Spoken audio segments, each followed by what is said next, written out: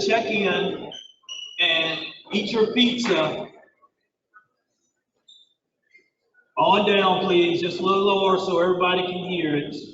One more time. If you're parked in the bus loop, I'm going to go out there and put a ticket on your car, so you better not be parked out there. Move your vehicle. You know what my full-time job is. You better not be parked on that bus loop. Move it. All right, park it in the parking space in the football field. All right. Second thing. Shh. Quiet down, guys, in the back, and I'll call your names out. Listen up. Blood pressure awareness. They're in the hallway. There's a table over there. I'm going to encourage you to speak with those folks who volunteered their time to come out here and take your blood pressure and give you information on hypertension and so forth. Shh. Quiet down, guys, so we can get started. So make sure that you visit that table quietly. You'll have to sign a form. It's by the Urology of Virginia. Our own Dr. Kay with our association has volunteered his time as a researcher. And if you need any information on prostate, colon cancer, those sorts of things, they'll be able to give you that information that may save your life one day. All right? So visit that table back there. It's free of charge for you. All right? If you need to see Aaron for books, the books are up front when you mark in Von Quash. And some other folks up there giving out books. Be the case book and your rules book. You want to get those books. If you are not here and can't get up with the commissioner, we will mail your books to you, and it's about $10 to mail those books. They'll be charged to you. So go ahead and get your books. Get your pizza. I put a bag on each desk or table. Put your trash in the bag because it helps me from staying here at 9 o'clock at night cleaning up everybody's trash. So make sure you clean up your trash. If you are looking for equipment, shirts, jackets, whatever, Riggets will be outside the meeting hall if you need to order anything or looking for anything. At the end of the meeting, all right? At the end of the meeting. All right? All right, I'm waiting for everybody to get a little quieter so we can start.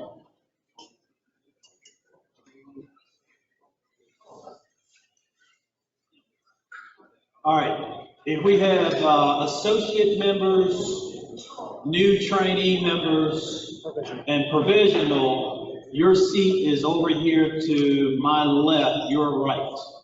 Over in the corner by the drink machines, so forth. All right, you're over here.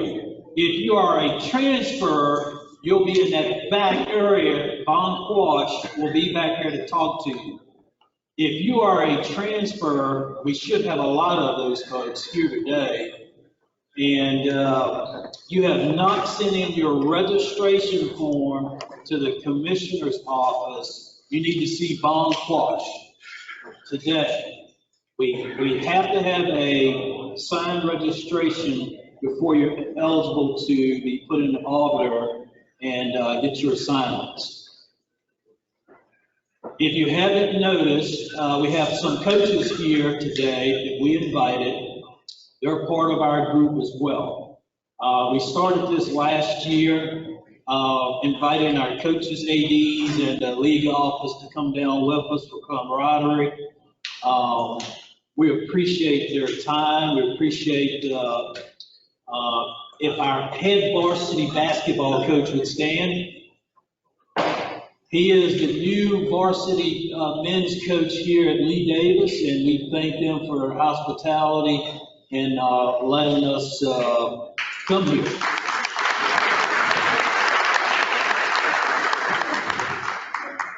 How about our other basketball coaches, Lee Davis? Stand up, please. Both girls and boys coach. So we'll see these guys on the court. We appreciate their time. And how about the other coaches in the audience? Any other coaches? Thank you. Thank you. Now, if you see Mike Rollins just standing up here and sitting in the front, he's one of our own. And he coaches over at Atley High School. And our thoughts and prayers go out to Mike, who had a tragic loss. And we pray with him all the time. But he's one of our own. Officiated with us, coaching, and still officiating with us when he gets a chance. So, Mike, we're thinking about you all the time, man. All right? Good. Again, thank you. It's the start of the 2019-2020 season. The business that we were talking about at the beginning that we usually go on and on and on about is going to change. It's going to change today because business is going to be cutting dramatically because I want training. That's what we need here today is training for our season. For our coaches and or ADs that are here, they're going to get to hear what we're taught. If the coaches have any questions pertaining to rules, they'll be forwarded to our interpreter, Mr. Stone. If you have a question about assignments and those sorts of things, of course, Aaron Lewis, our commissioner, is the point of contact for that. But any rules question, closely guarded, out of bounds, that sort of thing goes to Mr. Stone, for example. If anything about the officials being late, dress codes and stuff like that, of course, those discipline things would go to Aaron, as you well know. For me, all I have for you today is to let you know that your executive board has been working hard this summer and year-round on your behalf. To date, I think we have approximately 7 new schools that we're servicing. There'll be a lot of ball games, be some sore knees and elbows and what have you. That's a tremendous feat. So we've been out there beating the ground all summer long to secure, because as you know, this is a business. And you ensure that when you elect us to do your work for you, and that's what we've been doing. The training committee has been working hard all summer with Jerry Riggets and Haywood Bostic and all the other guys that have been working with them, doing the summer hours at John Marshall, Island Springs, Armstrong, and so forth, evaluating folks on film. It's been a tremendous progress in our officials, especially our young officials, bringing them up. So kudos to all of that. Getting down to the rules.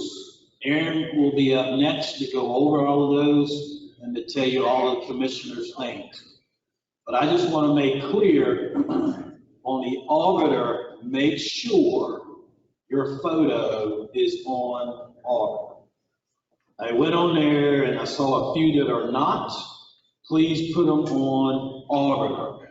I will send out through Jim, and Jim usually sends out all the emails and all that stuff for us. And I'll give everybody 2 weeks. I'll send that out probably Monday or so. Jim will send it out. And I'll say, this is the deadline. After the deadline, every week is $25 fine, for example. If you don't have your photo on the auditor, it's $25 fine every single week afterwards. Because you know I'm a stickler. And I have to be because it's for you guys, right? Make sure your photo is on there. It'd be good that your address is on there, because if I'm your partner, I don't know where you're coming from. I don't know where we're going to meet to drive together. So be respectful. Be on time, and Aaron will tell you all those things. Be dressed appropriately. You know, we don't go to the gym with sweatpants, your hat on backwards, blue jeans, none of that stuff. You go with a collared shirt on, business attire, ready to do business. That's what this board has always done, and that's what I'm going to hold you to. So don't be surprised if the R calls me and says, hey, he wasn't dressed, you're going to get fined. Bottom line.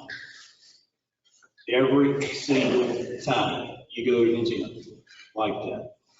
Just as long as we are good on that. Are there any questions for me? And the order will be your commissioner, Aaron Lewis, the interpreter, Mr. Stone, and then it will be Alan, if you have any questions about the budget, and then training. Any questions for me? All right, good, there.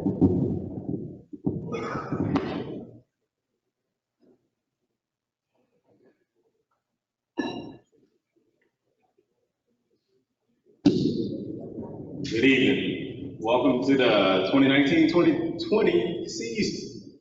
All right, well, our first thing we need to take care of is getting everyone registered. If you have not been registered through DHSL or been registered through CVBOA, you need to get that taken care of. I was unable to run the report for Whistle tonight because it's down, unfortunately. But I will run it in the morning. I will reach out to you and let you know, hey, I need you to get registered. Now, at this point, they may or may not charge you a late fee. That's up to them. Now, as far as our registration, I've made copies tonight. If there's any doubt, if you sent in your registration to me, I'll have registration forms on the back table. Please fill it out. If there's any doubt that you sent it to me, fill out the registration tonight. Just put the last four of your social security number on the thing. I don't need your full social security if you worked last year. Arbiter. Your arbiter profile must be fully filled out. If you're new to the organization, we pay taxes. We file taxes. I need your social security number in the arbiter system. I need a picture, I need an address, I need contact, and I need a social security number. If you cannot give me a social security number, you cannot work. Because when I turn in our file to the IRS, they kick out our file. We don't have people attached to social security numbers and addresses. Are there any questions about your arbiter profile? If you need a headshot, you can see Marfell Barnett or Anthony Bramley. They both are photographers. They will take the time and do a headshot for you. If you need help getting it in the arbiter, give me a call. But you have to have the picture first. So if you need a shot, raise your hand, Anthony and Marfell. These guys can take care of you, get you a headshot. We are a professional organization, so your picture should be a professional picture. I'm not looking for shots of you holding your dog, kissing your dog out on the beach or anything like that. We need a professional site. The ADs actually see your picture when they look at their game.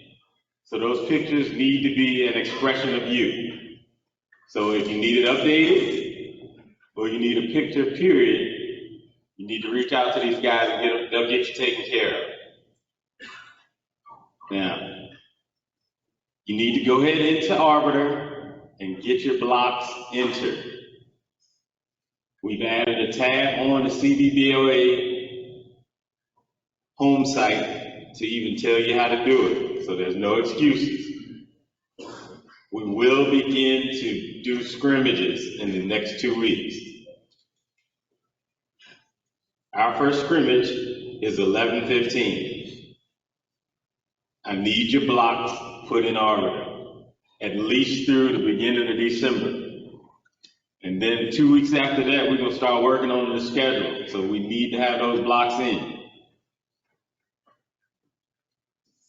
You guys who are in a different season, please give me a call. I will work with you to make sure you have time to do a scrimmage, as we've done in the past.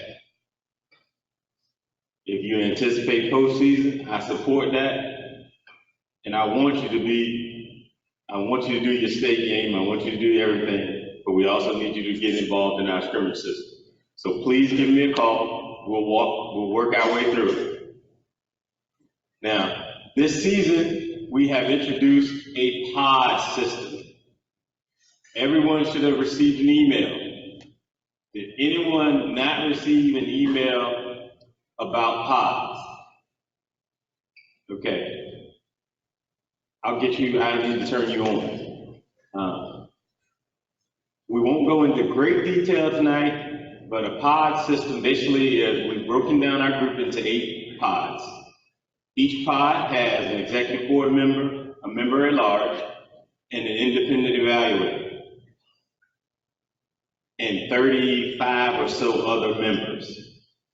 It is meant to be a mentorship program. We will take time to make sure you are introduced to your pod. They are a resource to you. The pod leaders will reach out to you. They will be scheduling webinars. This is meant to make us stronger. So please don't run away from it. You will have the opportunity to help all of the group get better. So I ask you guys, I know it's a new process. If you have questions, I will stay after and answer, tell you how I would like for it to work and how I feel like it will enhance our board. I will stay after and go through those things with you. I think I'll be in that course. I will also answer any questions about getting your arbiter profile set up. I am finished. So get your uniforms, new guys. You need to order your jackets today. Do not accept the assignment from me if you do not have a CVBOA jacket. You need to get those ordered, or we need to see Alan is up there. You can put your order in tonight. Does anyone have any questions for me? Yes, sir. What are the 7 new schools? 7 new schools. Brunswick Return, Appomattox Regional, Cumberland, Powhatan, Nottoway, Franklin. They didn't sign off, so we don't know about Amelia yet. So, and I'm losing one. But essentially, you know, new schools mean new opportunities for us. So when you go to a new school, we need to do it just like we've been doing it all the time. Show up on time, do a good job, and we keep things flowing. Anybody else? Commissioner. Yes, sir. Okay. All right. Anybody else? Thank you guys. I'm looking forward to the upcoming season. The best way to contact me is email once we get started, and I will give you a call back.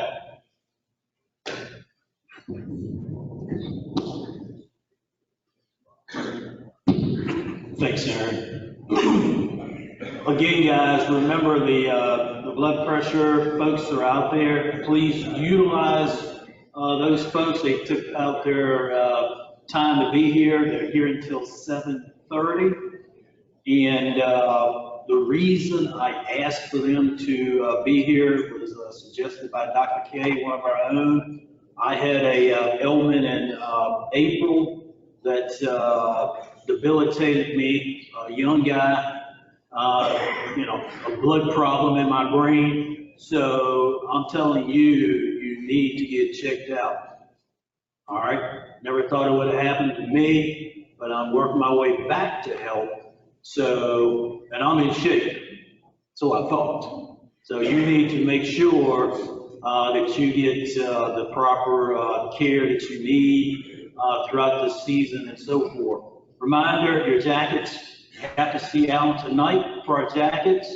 And if you wish to have a VHSL pass, email Alan as well. VHSL passes, email Alan tonight. Mr. Stone.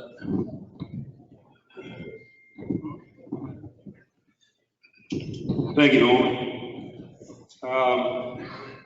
Welcome. New class, would you stand up? Anybody in the new class? We've got 20 people. Most of them are here, or not all of them are here. This is our new training class for this year.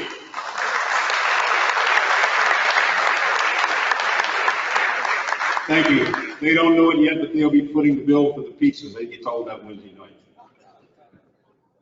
Second announcement I have to make is anybody in Regis in my pod, this is important, mark down the weekend of the 9th and 10th of November. Our first pod meeting will be in Hilton Head, South Carolina. CDDOA will pay all your room and board and grease fees. Send those directly to Norman Gray. There can be no volunteers, that pod is already made up. All right, very quickly, let me go over the new rules. There aren't many changes this year, and we haven't seen the clinic, so these are my interpretations of the rule and the way they're written with some clarity. When Joyce comes out with the VHSL clinic, I'm sure there will be some things that she says that I won't say tonight, so I'll try not to step on anybody's toes. The first one has to do with headbands. I've already had a middle school coach call me because we had 2 veteran officials have all the girls remove the hair restraining devices. Remember, headbands have to go around, completely around the person's head.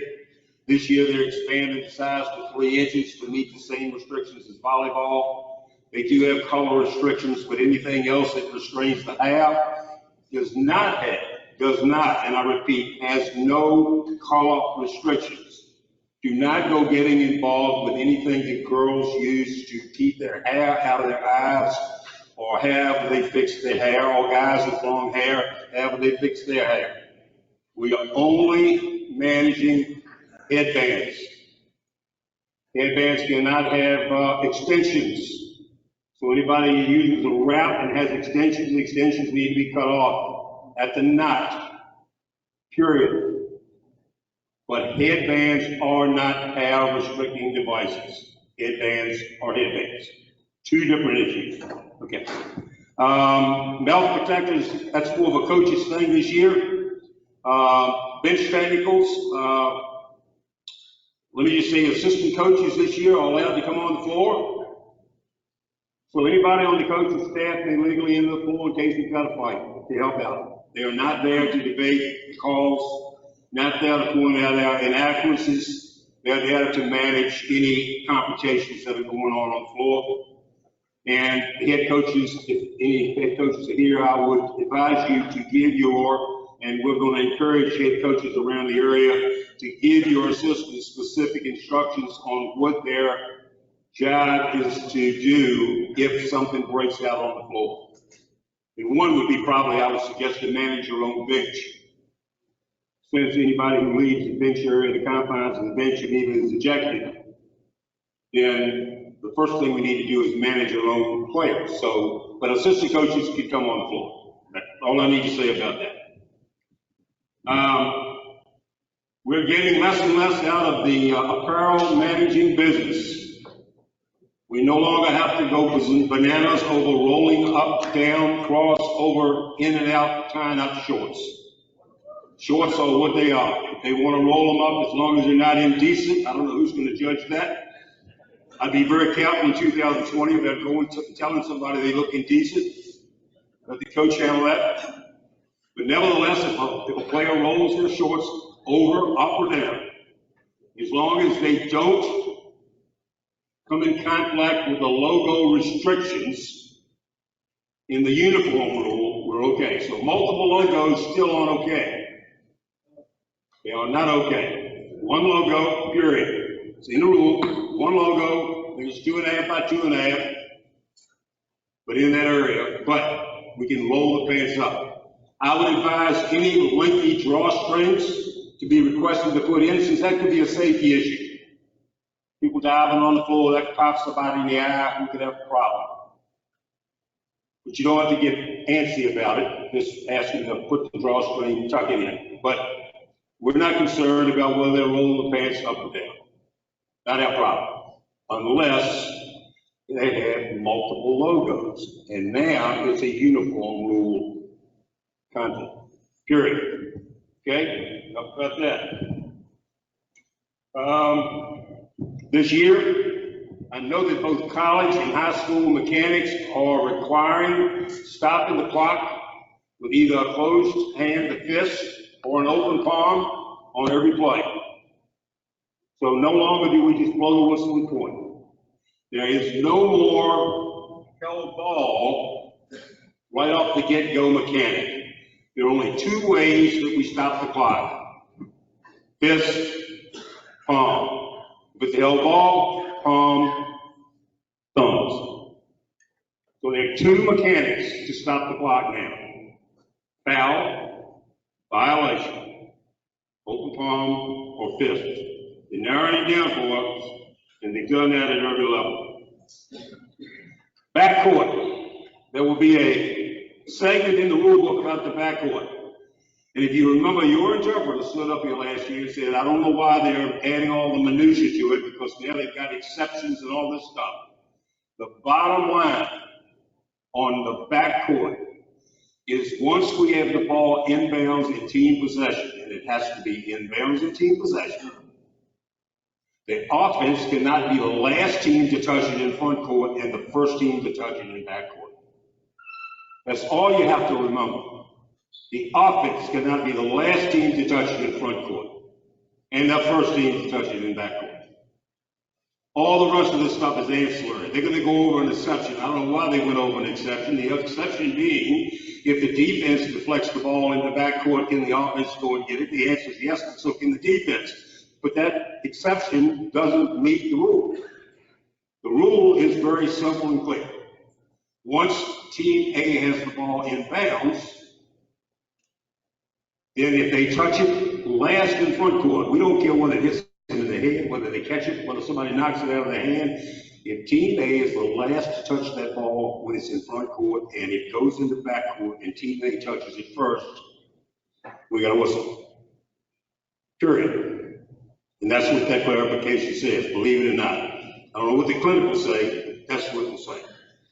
I think that's about it. I don't think we've got anything else that really stands out. Medical bracelets, remember they have to be taped, coaches, visible but taped. We do encourage, as I said, the coaches to, one other thing, they are emphasizing that we as officials, and we've done this for a couple of years now, we single out and personally have somebody on the crew introduce himself to whoever the game administrator is. I really don't care which game it is, whether it's at Tuckahoe Middle School or Lee Davis High School, doesn't matter. We need to know who the game administrator is, so that if we have a problem with outside of the lines, which there is a point of emphasis that the game administrations needs to control the students and the crowd, not the officials. We have enough problems inside the lines. Don't go outside the lines. We have a problem, we want to know who the game administrator is. We go to the game administrator, we give them ample time to get it straight. It's a pretty simple process, but now it's becoming more and more apparent that we need to know who that person is. Easiest way to do it is make yourself known to them before, when you come in the gym. You know, ironically, we're an IBO board, and IBO requires a meeting between the coaches and the captains, and the officials. We don't do that at the HSL, we just meet with the captains. But IBO, strictly by IBO rules, when we meet before the game, that meeting is with the coaches and captains to discuss sportsmanship, just like it is in other sports. So, but meet with the game administrator, introduce yourself, and then find out the magic question: where will you be during the game? And if they say, I'm not sure, then say, well, more than likely, where will you be? and then give any problem outside the lines to the game administrator. That's what they're there for. They've got security on site. Every school, they can take care of it. Coaches, I think we've got a few here. I know that there was a question that maybe a couple of y'all had. I will be immediately following this meeting. I'm going to place myself right over in this corner. Anybody that needs an answer to a rule question, come over. We'll be glad to discuss it. Again, during the year, keep those cards and letters coming in. We've had great responses. The younger we get, the more questions I get, which is challenging for me. That's awesome. We've got the clinic coming up. Make sure we get the clinic in time. Don't get fined for it. And if you run into any problem, make sure you give me a holler. Let me help you out with whatever is confusing. And then last but not least, in your cards, okay, in your cards, if you have a question about a rule, then your card leader is probably coming to me. So we're all on the same page with the interpretation. So I'll be right over here in case you got any questions. Good luck, have a great season, and keep the S. Is the, have they announced if the clinic is going to be online or live yet? I'm not the clinic man. I do not know. I'm the state interpreter for softball. I do not do basketball except local. We'll hear that from the VHSL. I'm sure Aaron will put out some information about that. I don't answer any questions about something that's not on my job description. Thank you. Yeah, the VHSL has not set up the online clinic yet. As you know, it's through Whistle now instead of the traditional Arbor system. So traditionally, it's been first week in November, I believe. So look out for the test and the clinic. Now, the clinic is for coaches and officials. Have to do the clinic, or the head coach, varsity coach, both girls and boys. And that's in every sport, softball, wrestling, cheer, whatever it may be. It's those types of clinics that they have. Thank you, Mr. Stone. Please, if you have a question, and I know Jerry, don't just say, hey, throw out this question. Look it up yourself first and reference the rule and then send it to Jerry. He'll get back with you, if not the same day, the next day. He'll get back with you as soon as he can. Very good reference points. Jerry's been doing this for a long time. Get these rules straight. All right. I want to also say as well, before we get ready for some training, when you go to your schools, don't expect or don't feel like, you know, it's a given right that the school give you hot dogs, hamburgers, and all this bunch of stuff. I had a bunch of calls last year. It's at their discretion. We're there to do a job. I'm going to hope that the coaches or game administrators give a bottle of water, but that's not given that they have to give you, feed you. That's not how it works. All right. So we take hospitality, but we don't demand that sort of thing. So don't get yourself in any trouble doing that. Go see the game administrator. If you have a problem, do not walk in the stands prior to the game shaking hands and kissing babies. Do not do that. At the league office last year, had a meeting in Charlottesville with those folks, and they started taking games, playoff games, away from boards that did that. They took them away. Don't do that to us. All right, Quash. Transfer, at the end of the meeting, the transfer was not still here. At the end of the meeting, he told me I need to talk to you real quick. 5 minutes. Thank you. All right, any further questions for me before we start training? All right, Jerry.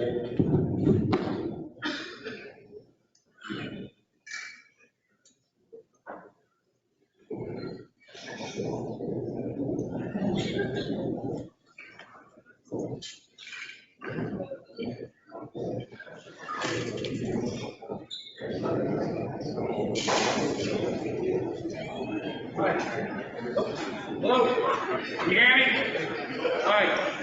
I'm losing my voice, so Stowe will bail me out, I think, if I need to. All right, up here, Jerry graciously put together some stuff for me on backcourt. He really nailed it and covered it thoroughly.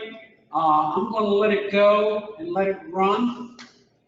It really ties into stuff that he'd already talked about. Jim, you might want to, if you got a question, hold it till we get through the whole clip, and then we'll answer it. If it's a rule question, I'm going to let Jerry answer it on the backcourt. Go ahead.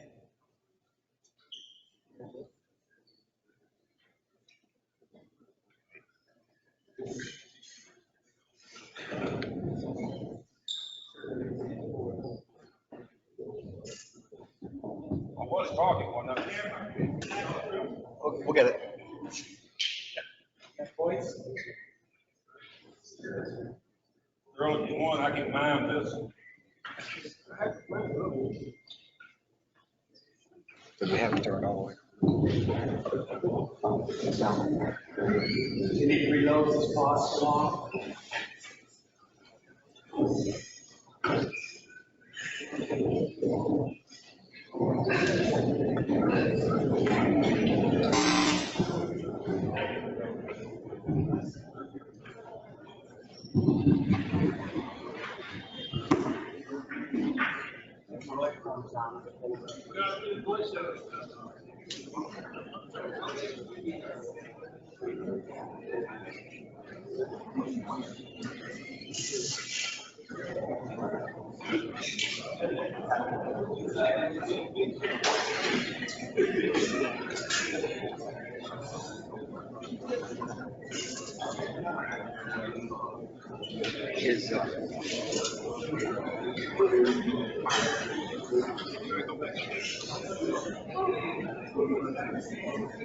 Live television.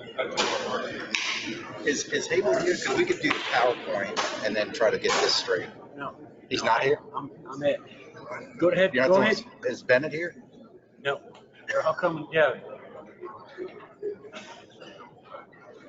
All right. You want to go ahead to the place?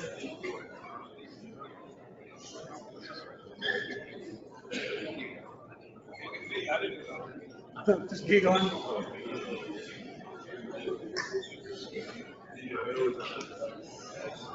Just go ahead and run the backcourt plays and 4 clips.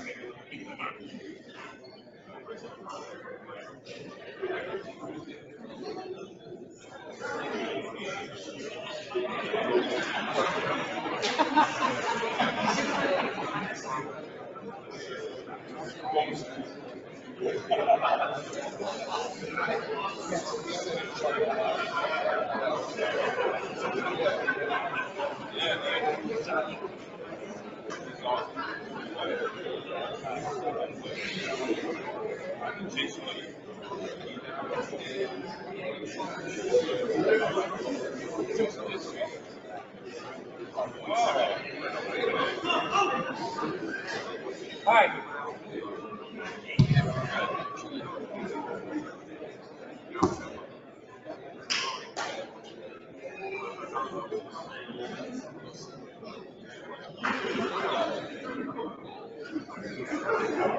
Can we just hold the microphone in front of something?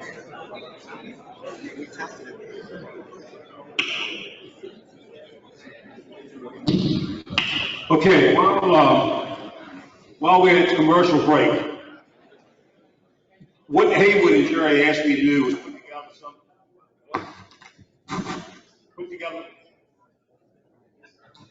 put together something on backcourt, okay, and explain very quickly, but technically, the difference between the dribbler and the non-dribbler. So we all know that if we've got a line down the middle of the court, division line, and I'm in backcourt, that line's called backcourt, I'm in backcourt. In order for the dribbler to be in front court, all 3 points, both feet and the ball must get into front court. So the whole reference point of this was, if player A is dribbling up the floor and dribbles the ball in the front court and he stands there with the understanding All this has got to happen in 10 seconds. We must establish team control on the court by player control on the court. Hello again, it's Greg with BetOfficial.com, where we craft video to help basketball officials get better and take control of their officiating career. Welcome to another Play Fridays, where we look at play, carry on, and see what we can take so that we can get better as basketball officials. 5 Play Fridays is a weekly series with new videos releasing every Friday during the basketball season. Make sure to hit subscribe and also the notification bell so you don't miss out on any of our new videos. Hey, a special shout out this week to Brandon, Jose, and Jonathan for buying us a cup of coffee. Super appreciated. I am overwhelmed with the support we've received. And as always, you can get us a cup of coffee at betterofficial.com/coffee. Hey, let's look at plays.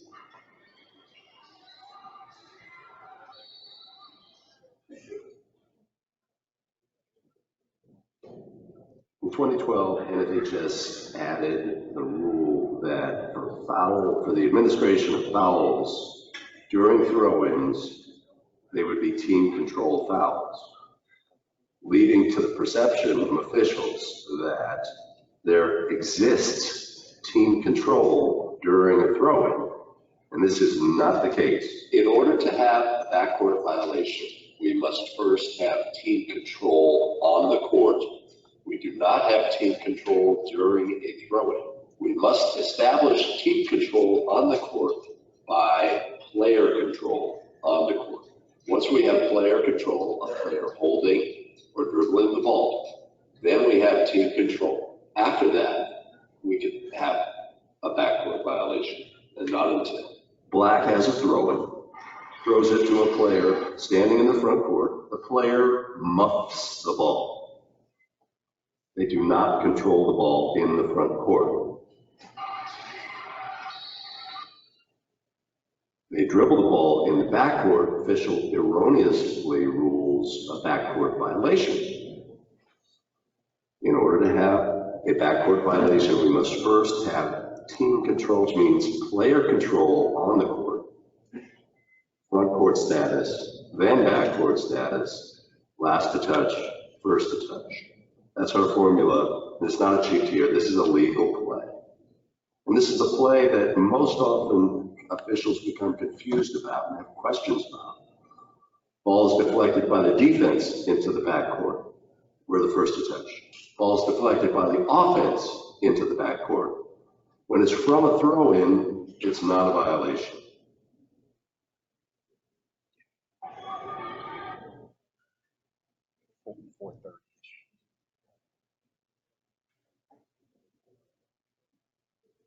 That's good.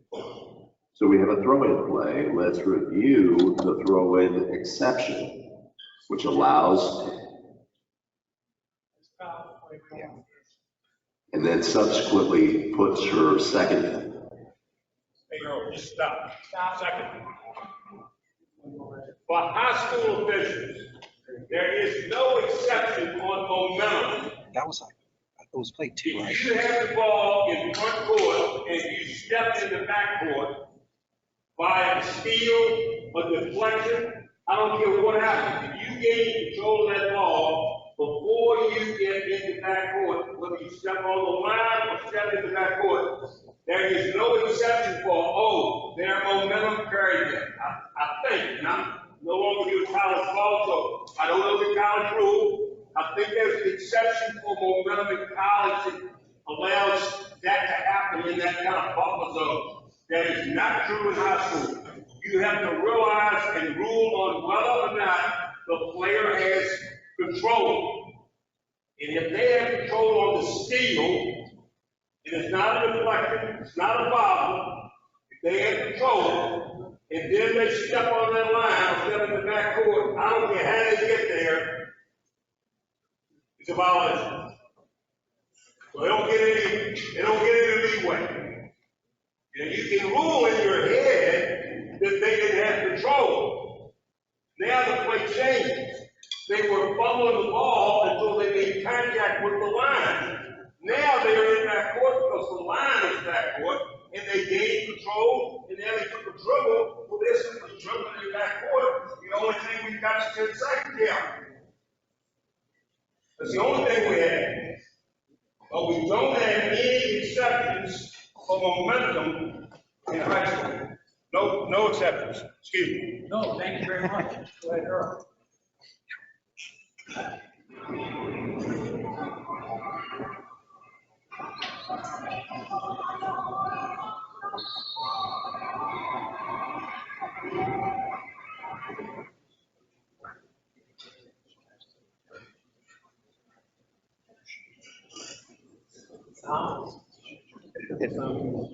All right, let's just go through the basics here and analyze this play. Team control by Black, holding and dribbling the ball in the backcourt. This is clear. Ball is passed. A player from the front court jumps, grabs the ball in the air, and lands in the backcourt. Now, let's just break it down. The player has front court status. When she contacts the ball in the air, the ball now has front court status. Black is the last to touch in the front court, causes the ball to go into the backcourt, and is first to touch the ball with backcourt status. This is a violation by rule. It's very clear, simple, straightforward. This play during a throw-in, or a play made by a defensive player, or a play during a jump ball, is a legal play. But in the normal course of play, this is clearly a violation by rule. This is a phenomenal play and a phenomenal call by the official on this play, and it's a great example of understanding team control. That's the key here. So what we have is a try for goal. Yes, try for goal, there's no team control. The ball is batted. There's no team control. The player in black throws the ball back onto the court. They cup it and they throw it back onto the court. That establishes team control for black. The ball contacts the back court. Okay, so where did the player leave the floor from? This is a player with front court status. We have team control in the front court. The player throws the ball and it contacts the back court, and black is the first to touch the ball with backcourt status. It's a backcourt violation by rule. Phenomenal that the official took no time to process. They had it all figured out in real time. Tremendous, tremendous accuracy on this call. And of course, everybody's confused. Nobody understands. Remember, it's not a violation. It's not unusual to see that. Or calls after jump balls. The players have yet to set their orientation of which way they're going, etc. It's just a spot where players can get confused and make simple mistakes. Officials can get confused as well. We just have to get our bearings straight. See how neither of the off-ball officials make this call. Always can come late on this. Just get the call right.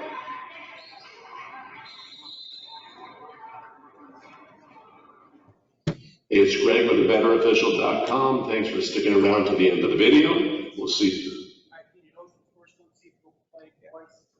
All right, when somebody does you a favor, thank them. Those clips, Jerry found those clips and sent them to me for the training class. Just so happened that's what the training committee wanted us to go over. So, Jerry, thank you very much for the clips. If we can't get this to go with voice, can you ad-lib it from the video that you've done? We're gonna get it to work. To work? So, all right, any questions on backcourt? Tonight,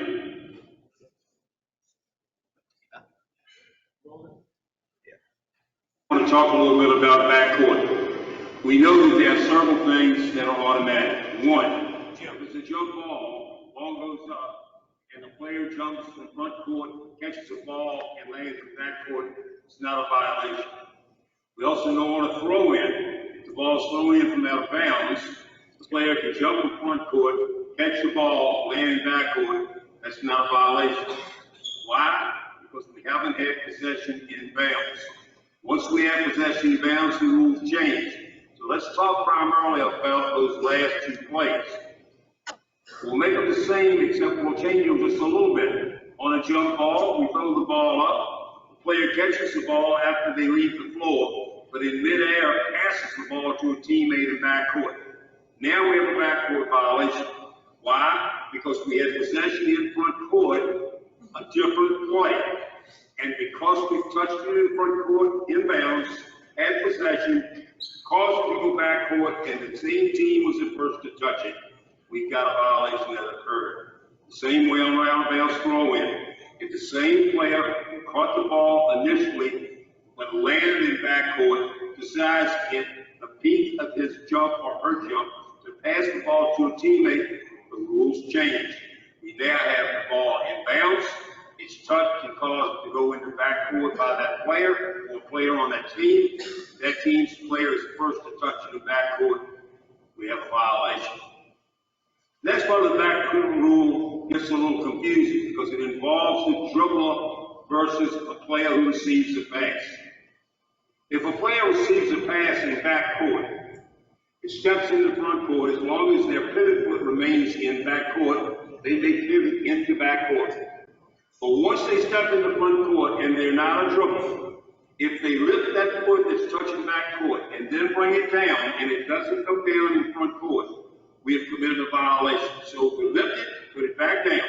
Or if we lift it and put it on the line, which is part of backcourt, we've committed a violation. So a player who is a passer, who receives a pass, straddling the line or in backcourt, once they step and lift that foot in the air that is in contact with the backcourt, if they put it back down in the backcourt, we have a violation.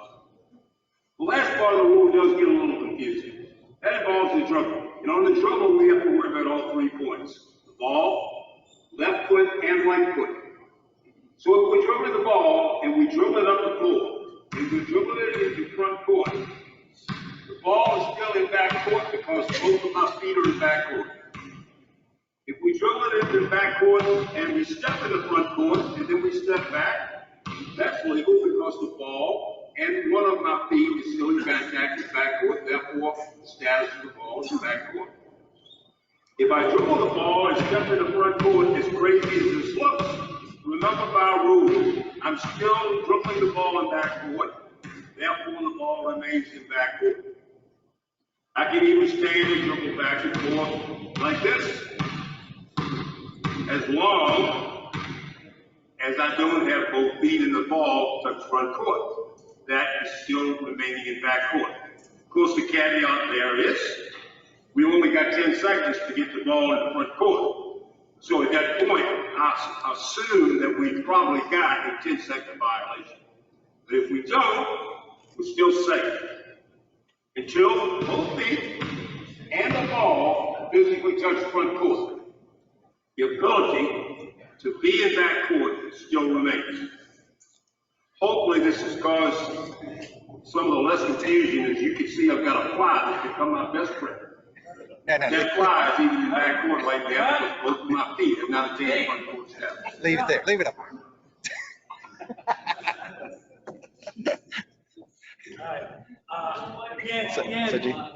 If somebody does something for you, give him credit. Jerry, thanks again for all this stuff with the backcourt you helped me put together.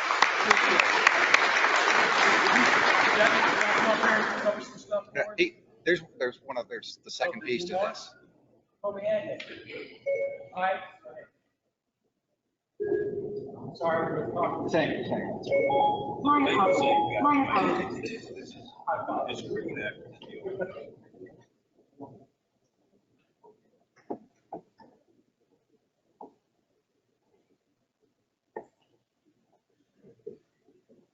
Any questions on what we just run through? One addition to this year's rule concerning backcourt is a clarification. Last year, they confused us when they started talking about who was deflecting the ball, where the ball was getting deflected, the defense deflecting off the offense. We have a pretty simple solution to what his backcourt now. If the ball has come in bounds and touches team A in front court and goes in, It's the same, you know, that was exactly the same. Yeah. Okay. Let's put this, okay, start off there. And I've explained that earlier in the rule. Right, okay. Are you good to come up with one? Sure. Thanks again, Jerry, appreciate it. Haywood, I think, was going to speak, and I can't speak for Haywood, but one of the things that I think you wanted to touch on before we left tonight You good on the microphone or? was, Just wonder you gonna grab the microphone? was communication with the coaches. Communication with the coaches. I will make this very brief, but I can't emphasize enough. The veterans in here have learned to do this because we're all in the communication business. And what we have to understand, and I'm not saying this like we don't understand, but we're all competing. As officials, we're competing to do the best job on the floor we can, and we're in our own element. The coaches are competing to win. The kids are competing. So everybody's got their own little agenda. At times, we probably all get this out of perspective. There's only a few coaches in here, but I think they'd agree with that. Get it out of perspective. And, you know, the game's for the kids. It's not for the coaches, it's not for us, not for the fans, it's for the kids. So during those times that we communicate, it's important as an official that we take a step back. A lot of times, we're the only ones in control. I mean, necessarily. Take a step back, take a deep breath, and before you open your mouth, allow the coach to say what they want to say. The rule takes care of them getting out of line. And now we've got the great rule where we can say, Coach, that's your warning. Great rule. Now we don't have to say, hey, in an argumentative way, say anything else and you're getting a technical foul. No, Coach, that's your warning for the game. Now the onus of responsibility is totally upon the gentleman or the lady on the sideline to how they're going to handle their communication with us as officials. But let's take a step back, okay? When no one else is the voice of reason, we need to be the voice of reason. We don't need to burr up and get the half on the back of it. Just take a step back. Once you've said, Coach, that's your warning. Then don't get in a verbal onslaught of communication by answering comments. If a coach makes a comment, that's controlled by the rule. If the comment is over the line, I've said, Coach, that's enough. Once I've said, Coach, that's enough, it's easy. Technical foul, 2 shots for all division line opposite today when you play. It does not get personal. Just a call. You can't call common fouls on coaches. We call them technicals. They call bench technicals. Okay, so we don't get angry, we just call it. Call it with some, you know, some tempered enforcement. You know, no sticking in somebody's face, don't embarrass them. Give them the benefit of the doubt, but if you warn the coach, make sure the next time you call it. It just sits them down, they can't use the coach's box, they get, you know, 2 or 3 indirect, so, you know, they'll manage that. But if we get in a dialogue and we begin to argue and we answer statements, not questions, then I can assure you from my years of experience, we are setting ourselves up for failure because we can't win the battle in that. We cannot do that. First of all, everything you say, you can't expect to set a coach up by responding to a comment and then have the coach not comment. And then we're in a dialogue. We don't need to be in a dialogue with coaches. We're in our office, we're working. They have to learn, they talk to us when the ball's dead. They have to learn that we'll get back to them sometime, not as quickly as they would like, but we have to program them to say, look, I'm going to get back to you. It just might not be right now. And if the clock is running and the ball's live, coach, I'm not responding to you at all because I'm working. I can't referee and talk to you. And if they keep talking, coach, that's enough. You made your point. I've heard you. That's all you have to say. That's all you have to say. And then let the rules take care of themselves. If we practice that, we'll find out how much more effective we are in communicating. Because one, if we let a coach talk us down, a lot of times they'll talk themselves right down on what they were talking about. In fact, oftentimes they'll say, you'll say, okay, coach, I heard you. We'll have it to walk. Well, then that's a play that happened 2 periods ago. We're not talking about that. We're talking about the play that just happened. Okay. Second thing is use your captains. Do not be afraid to use your captains. If you're having problems, you met with the captains. So if you meet with the captains, you tell the captains before the game, you're running the game, that's why you're the leader, you're out here, you're not warming up, then the first opportunity you have to use one of those captains, say 34, would you mind taking care of 50? I'm having no problem. And I will give you time to do that. And then let the captain take care of your problem. Right, Vinny? Let the captain do it. But don't get in the dialogue system. We're out there refereeing. We're not out there to talk. Unless you're talking about a lot of, one of them, I've been through that system. As a younger official, we want to get engaged all the time. No, just work out. Do your work, go get dressed, and go home. Or go to the social function.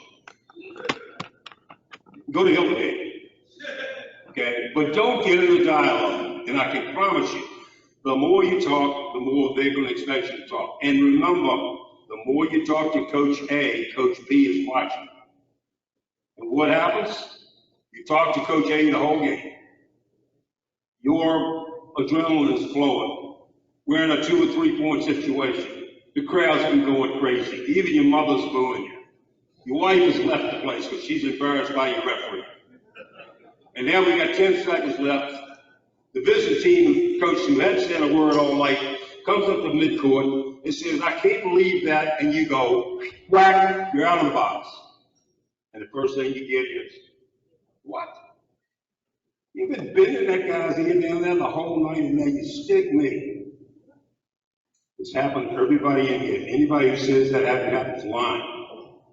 So just with maturity, and the younger officials now get to mature a lot quicker than we do because you guys, back in the day, we didn't have the advantages of all the training you have and the camps that you have, and people like me that get up to talk to you have, and all the rest of that stuff.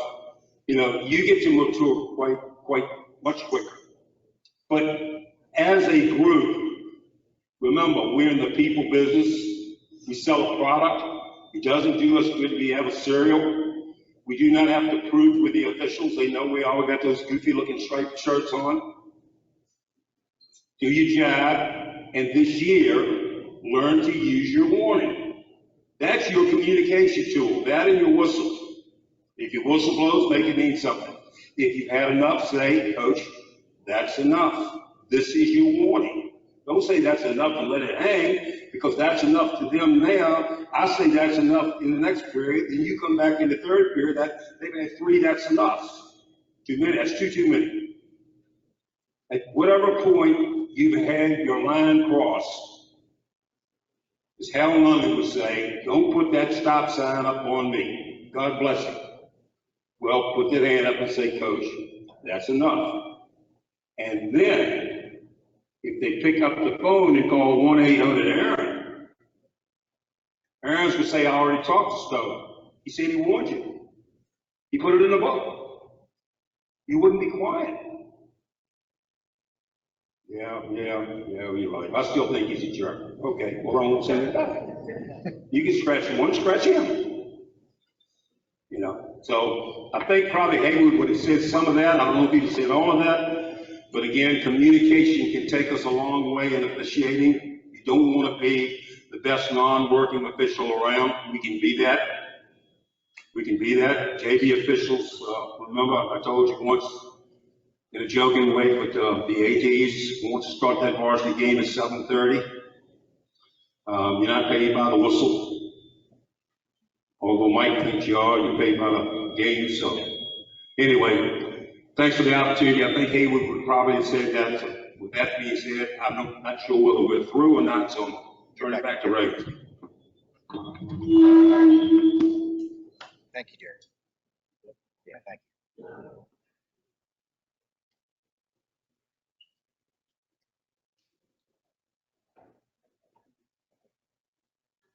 All right, real quick. I'm not gonna go over an entire pregame, but I am gonna talk about some basic stuff you all need to do every night, every game. Pregame starts when you get your assignment. You need to make sure you contact your partners. Either email, phone call. I still like to do the phone call, but I will do the text. I think everybody does a text because they check their cell phone all the time. Starts right then. What time you're going to meet, where the site is. Don't just say, I'll see you Tuesday, we've got a game. What time? What school? What time you're going to meet there? And the game time. All right? When you get there, you need to be there at the game. I would say you need to be there sometime in the first half in case there's a JV official. We need more people talking to the JV officials, observing them, evaluating them, helping them along and progress. We've got all this training stuff in this process, but we still need to talk to, especially the trainees that are coming through this year, because they haven't had the chance to get any other training during the summer. All right, you need to get in the locker room. I say halftime. You need a good half hour at least to get dressed and talk. Have your pregame. You know, get out there, watch your teams. You know, you want to check the headbands, you want to check the wristbands, the leg stuff, make sure everything is proper and correct.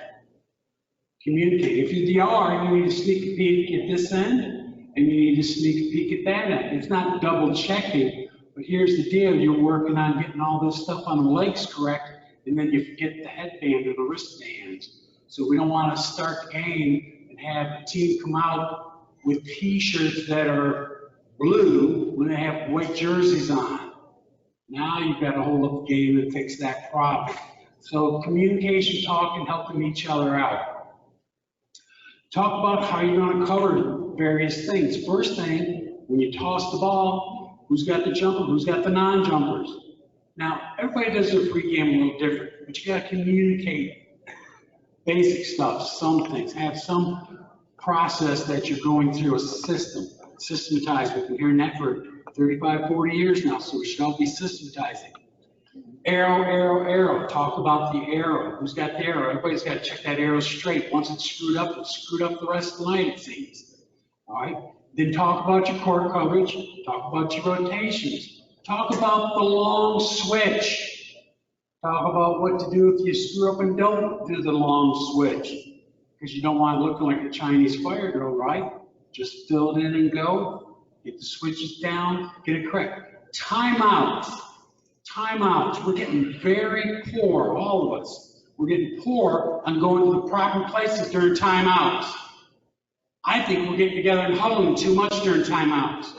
Why do we want to get together and huddle and talk 2, 3, 4 times during the game? Unless there's a problem or issues. Let's go where we need to go for timeouts. Go over to the teams, get them out on the warning horn, first horn, get them out and get them playing. End of the game. What do we do at the end of the game? If you need to get together and talk, make sure we know who's got the last second shot. Communication again. Now, remember, if you're the referee, you're supposed to initiate all of this. Most referees, in my book, tend to want to go through their pregame. I don't suggest interrupting them a lot.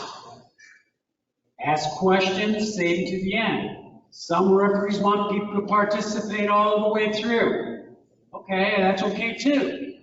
But realize that different referees have different ways of going through their pregame, where they want a lot of people giving input, interrupting, asking a bunch of questions. So again, main thing is have a good pregame, have a system, work through it, and when the game is over, know where you're going to meet to get off the floor. Know where you're going to meet to get off the floor. All right?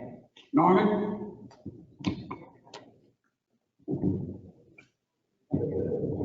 All right, guys, we're gonna get you out early today. That's a blessing, right? I don't see any smiling faces. All right. All of Haywood is running a little bit behind. He had a NCAA meet. And so we'll get all that on the training. Remember, all of our training and this video will be on our website. Go review that. Also remember the attendance policy. It says you will make every single meeting. Every meeting. And what does that entail? In person, video, and you have 7 days to see it online. So at the end of the season, when I fine you, a couple of $100 because you hadn't made the meetings, don't fuss at all. Because it's in policy and you already know that, right? So just remember those. For our coaches, if you need the books, Aaron has some extra ones, for as the paperback. If your schools haven't got it, he's got some extras. He'll get those to you as well. See Mr. Stone in the corner if you have a specific question you want to ask the group about a question. Training, provisionals, and associates. See Jared before you leave. See all the other folks. See Von Quash in the back for transfers. All the transfers in the back. I have extra pizzas up here for you. Take those home, please. Don't forget to stop by and see the blood pressure folks. We had a lot of folks back there as well. We have drinks and stuff. Take them with you. Thank you, coaches. If you need me, we're adjourned.